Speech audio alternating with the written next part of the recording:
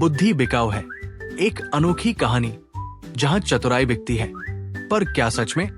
जानिए एक आदमी की अजीबोगरीब तलाश और उसका हैरान कर देने वाला अंजाम। बहुत समय पहले की बात है। झीलों और पहाड़ियों से घिरे एक छोटे से गांव पारुलपुर में रघु मजूमदार नाम का एक नवाबजादा लड़का रहता था। उसके माता पिता बेहद अमीर थे। सोना, चांदी, भैंसे और मोबाइल हर रंग का। रघु को कभी किसी चीज की कमी नहीं थी, पर अक्ल जरा कम थी। एक दिन वो अपने ताऊजी के पोते की शादी में बांसनगर गया। शादी बड़ी धूमधाम से निपटी, पर रघु का मन वहां की मिठाइयों और मेले में अटक गया। अगले दिन वो हाट में निकल पड़ा।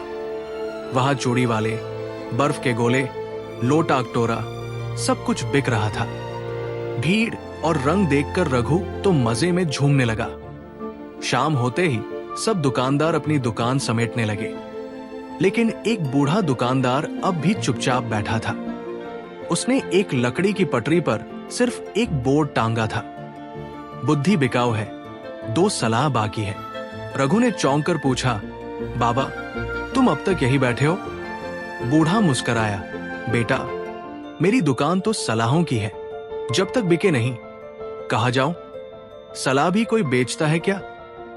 रघु ने ठहाका लगाया, सब बेचते हैं बेटा, गेहूं, चावल, झूठ, सच्चाई तो फिर सलाह क्यों नहीं? बूढ़े ने दांत दिखाकर कहा, एक सलाह 1000 रुपए की है। रघु ने सोचा, अरे 1000 रुपए कोई बड़ी बात नहीं, कल ही तो 3000 रुपए की मूर्खतापूर्ण जैकेट खरीदी थी। उसने 2000 रुपए उस बूढ़े के सामने पटक दिए। बूढ़े ने सिर हिलाया और कहा, पहली सलाह, कांटों की बार कभी मत लगवाना। दूसरी सलाह, बीवी को हर बात मत बताना, वरना पछताना, पछताना, पछताना। रघु को सलाहें अजीब लगी, लेकिन उसने उन्हें जेब में नहीं, सीधे दिमाग में रख लिया। घर पहुंचा तो उसकी बीवी मोहिनी दरवाजे पर मिल गई। साथ में बाग का माली भी खड़ा था, जो दरवाजे के ऊपर लोहे के कांटों वाली बाड़ टांग रहा था। रघु ने तुरंत याद किया, कांटेदार बाड़ मत लगवाना। उसने मोहिनी को टोका, ये बाड़ नहीं लगानी। मोहिनी ने आंखें मटका दी, क्यों? चोर घुसेंगे तो क्या तुम भौंकने लगोगे? रघु ने सलाह वाली बात बताई। मोहिनी जोर जोर से हंसने लगी, वाह, 1000 रुपए की सलाह, अगली बार मैं खुद दुकान खोलूंगी। रघु चुपचाप भीतर चला गया, लेकिन अब उसके अंदर जिज्ञासा कुल बुलाने लगी थी। दूसरी सलाह की परीक्षा। रात को उसने जंगल से एक सुअर का बच्चा पकड़ा और उसका सिर काटकर झाड़ियों में छुपा दिया।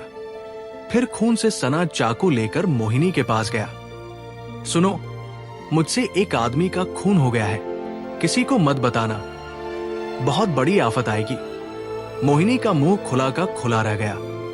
फिर उसने बोला, मैं किसी से कुछ नहीं कहूंगी। और अगली सुबह वो मटका लेकर सीधी पनघट पंचायत पहुंची। वहां एक सहेली ने छेड़ा, क्या बात है मोहिनी, आज बड़ी शांत हो? मोहिनी ने लंबी सांस ली। क्या बताओ बहनों, मेरे पति रघु ने बीती रात एक आदमी का खून कर दिया। जंगल में लाश है और चाकू अभी भी खून से भरा पड़ा है। शाम तक ये खबर बांसनगर से पारुलपुर होते हुए सीधे राजा के महल तक पहुंच गई। राजा ने अगले दिन रघु को दरबार में बुलवा भेजा।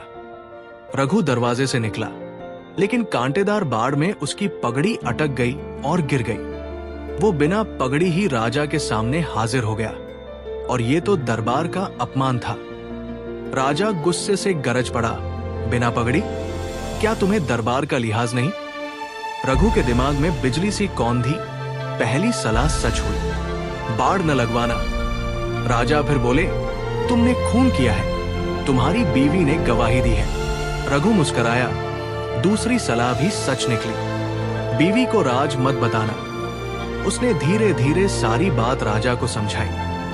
फिर जंगल से सुअर का सिर लाकर सबूत दिया। राजा जोर जोर से हंसने लगा।